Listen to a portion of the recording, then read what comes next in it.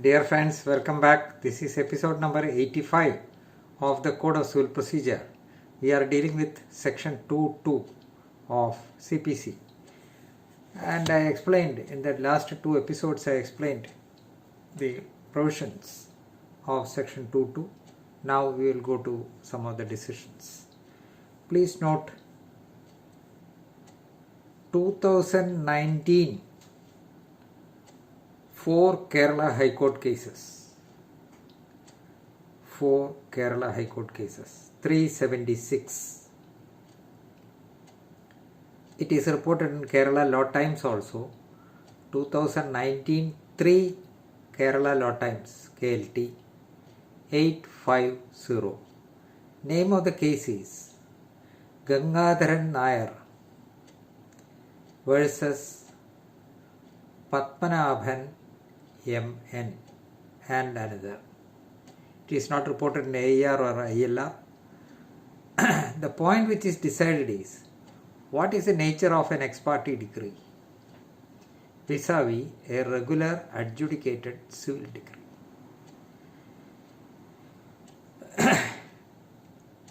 An ex parte decree would bind on all the parties to the suit, but a compromise arrived at by the parties and the decree thereof would bind only on the persons who are signatories to the compromise. Compromise is an arrangement between the parties. Suppose there are 20 parties on the party array and 10 of them compromise the matter. The court need not accept that compromise if the court finds that there is something to be adjudicated. Some of them are ex parte.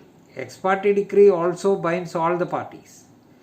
But the persons who signed the compromise are only the parties who appeared before court and not those parties who were ex parte.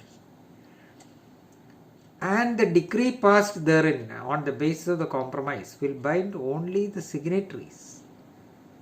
That is a difference. I'll read 2 or 3 sentences. It will not have any legal one of the legal incidents attached to the decree of civil code, that it would bind on all the parties to the suit and the person litigating under them, irrespective of the fact that some of the defendants remained ex parte. An ex parte decree would bind on all the parties to the suit, but a compromise arrived at by the parties and the decree thereof would bind only on the persons who are signatories to the compromise. There is no provision for any ex parte compromise decree, and as such there cannot be any application of Order 9 CPC. And the decree of compromise would not bind on the party who remained ex parte. This is the dictum laid down in that decision. Now, we will go to another decision. That is also Kerala decision.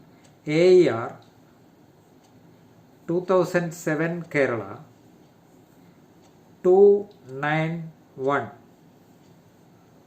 Parallel citation in Kerala High Court cases 2007 3 KHC 856. Name of the case KM Bashir versus TRIE first word, then next is TEE TRIE Trading Company Limited. A suit was filed for a permanent prohibitory injunction.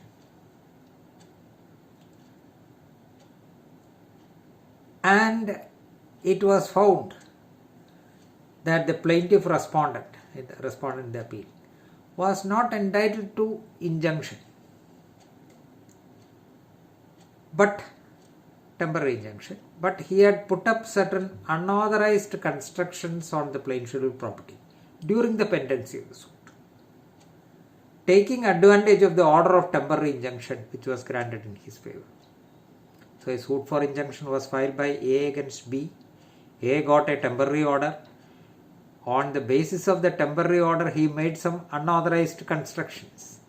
And ultimately, A's suit was dismissed on the merits. But the court issued certain directions to remove the unauthorized constructions. What is the nature of that direction? Whether it is a decree or whether it is an executable order. That was the point which was considered.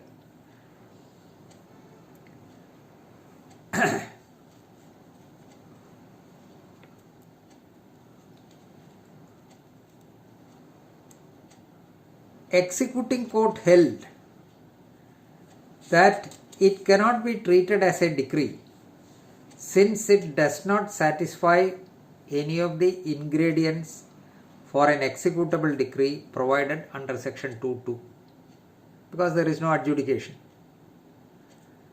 So far as the decree part is concerned, that does not enable the plaintiff to get an execution because his suit was dismissed. But a direction was issued. You, the plaintiff, had made certain constructions during the pendency of the suit on the basis of the temporary injunction. What will happen to that? You remove it. That is a direction. The court held the order cannot be treated as a decree since it does not satisfy any of the ingredients required for an executable decree provided under section 2.2. That court goes to the extent of finding that court means the executing court. I read the finding of the executing court. That court goes to the extent of finding that since the decree does not reveal any counterclaim made by the defendant on the basis of the relief which could have been given to him, the direction issued in favor of the defendant and against the plaintiff is not capable of being executed, and thereby the execution petition filed by the defendant was dismissed. The matter was taken in appeal before the High Court. The High Court held the execution court is right in its view that the direction in Exhibit P1 order passed in favor of the petitioner does not amount to a decree as defined in section 2.2. But, that is important, but it certainly amounts to an executable order in favor of the petitioner, and therefore the petitioner does not qualify as decree holder in terms of, and therefore the petitioner does qualify as decree holder in terms of section 2.3 of the CPC. Since the interest in the executable order is retained by him, he qualifies also as the holder of a decree stroke executable order and is therefore entitled to maintain an execution petition under Order 21, Rule 10 CPC. The respondent against whom an executable order is passed is a judgment debtor in terms of section 2.10 CPC. So plaintiff is a judgment debtor.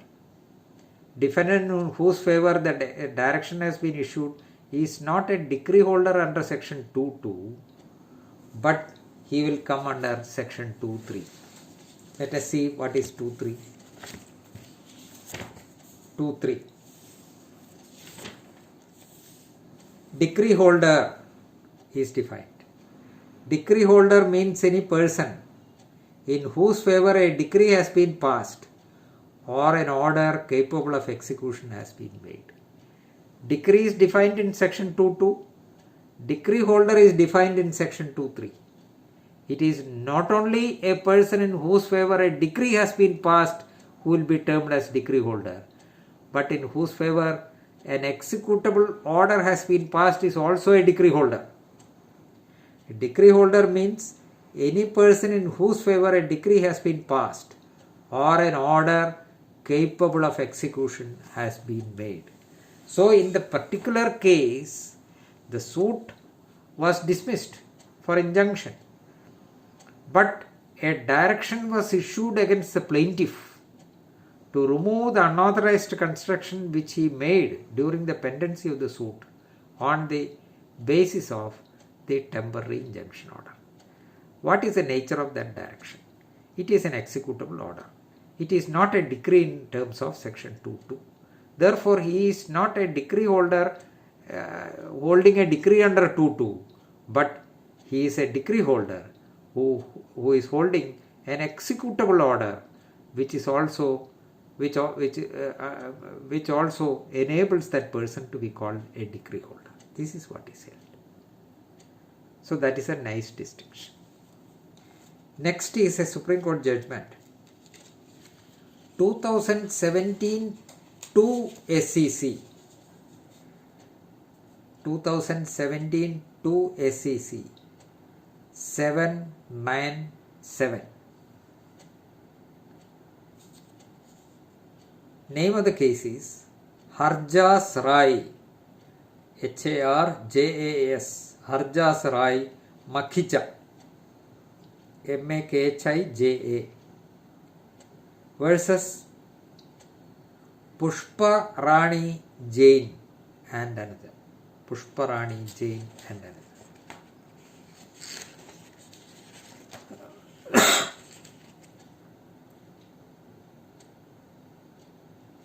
Decree obtained by playing fraud. What is the nature of it? Fraud vitiates everything. Every solemn act also even affects the decree passed by the court, an order passed by the court. It will be a nullity. So that is the nature of the fraud. What is the nature of the fraud? We will come to it. There are several decisions of the Supreme Court which are referred to here.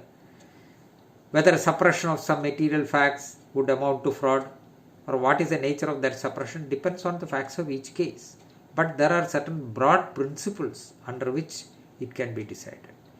It is not deceiving somebody, opposite party, that amounts to fraud always. It is suppression of such facts which compelled the court to pass a decree which the court otherwise would not have passed. Say fraud on the court. I will read a few paragraphs because that is well explained there. Paragraph 19. During the course of submissions, it was contended on behalf of Makhija that it is a settled proposition of law that a decree obtained by playing fraud on court is a nullity, and that such a decree could be challenged at any time in any proceedings. Reliance was placed on A.V. Pappaya Shastri versus Government of AP 2007 4 SCC 221. It is well settled that a decree obtained by practicing fraud is a nullity. If a decree is a nullity, it can be raised. It is not only fraud must be proved. But if a decree is otherwise null and void,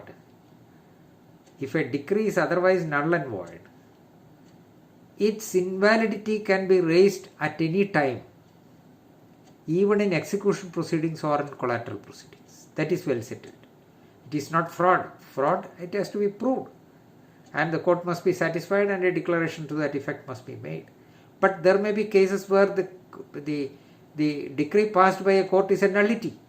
Suppose a decree is passed against a person who is a mad person, who is not sane, or a decree passed against a minor without appointing a guardian, or a decree passed against an insane person without appointing a guardian.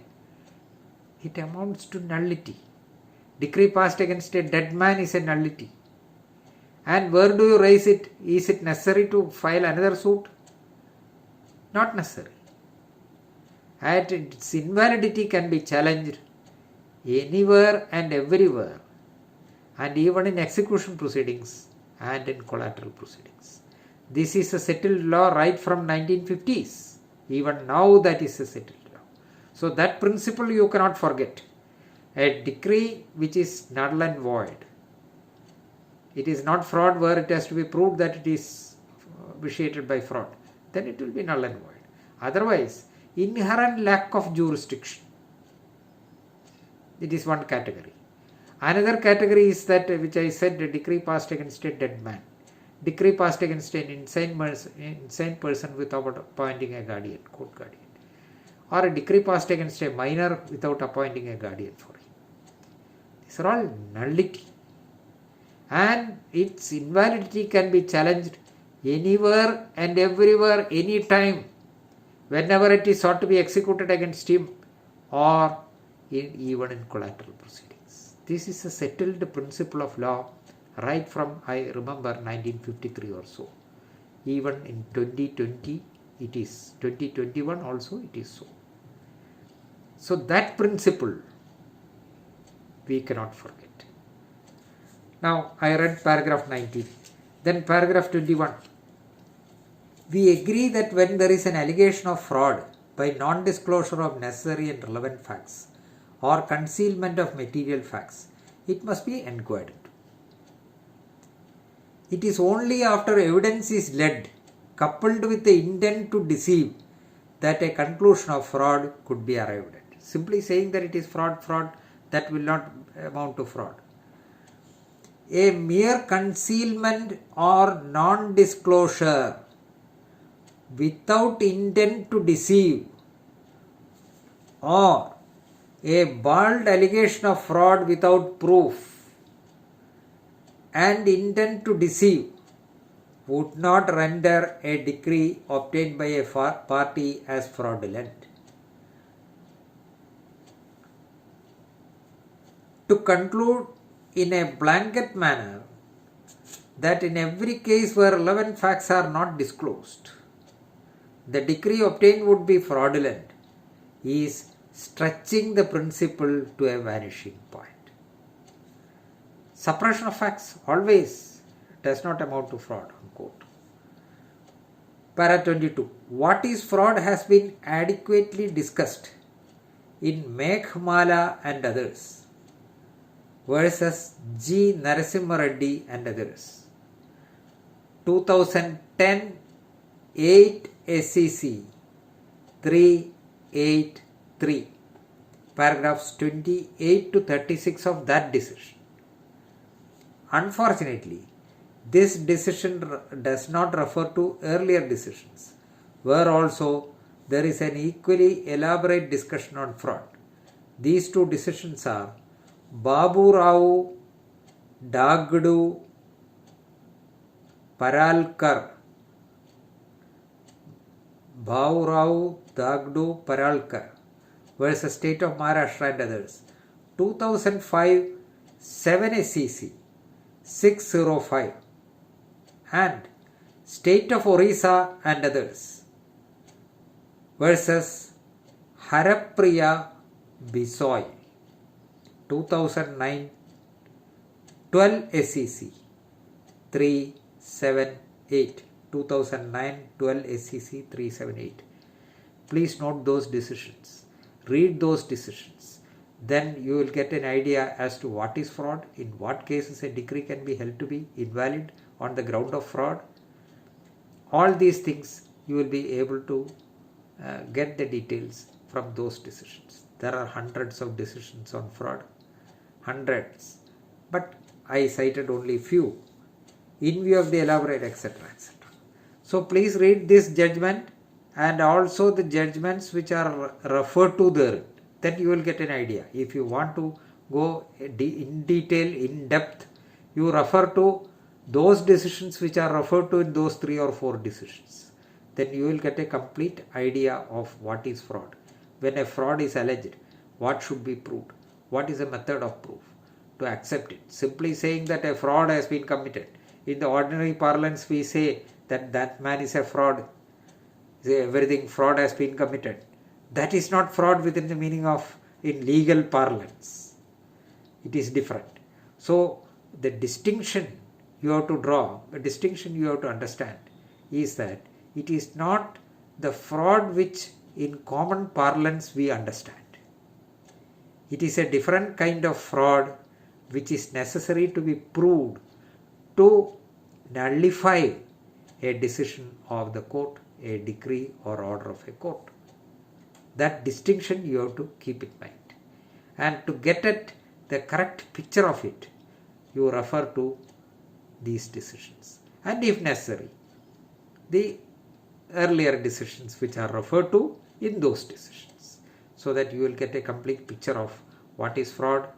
If you appear for a party and file a suit to get a decree set aside on the ground of fraud, you have to make the necessary pleadings. There is a decision of the Supreme Court which says that fraud, like any other charge in a criminal case, must be proved beyond reasonable doubt. Howsoever grave the consequences may be, that is not a substitute for proof. This is what the Supreme Court said in one decision. It is not, in civil cases, the proof is preponderance of probability, and in criminal cases, it is proof beyond reasonable doubt, except in some of the recent laws where the burden of proof is changed, etc. That is not. That is a settled principle in criminal law. But in civil, it is preponderance of probability. But this is an exception to that in the case of fraud, in the words of the Supreme Court, fraud, like any other charge in a criminal case, must be proved beyond reasonable doubt. Howsoever grave the consequences may be, howsoever strange the coincidences may be, it is not a substitute for proof. There may be circumstances which may arise, which may create a doubt as to whether a fraud has been committed. That is not sufficient. So you will get all the principles by reading those decisions. That is not just a decree, definition of decree and studying it. So we take this opportunity to study several principles. That is why I am concentrating on these decisions, and again and again I am stressing on this. So we will see in the next episode. Thank you.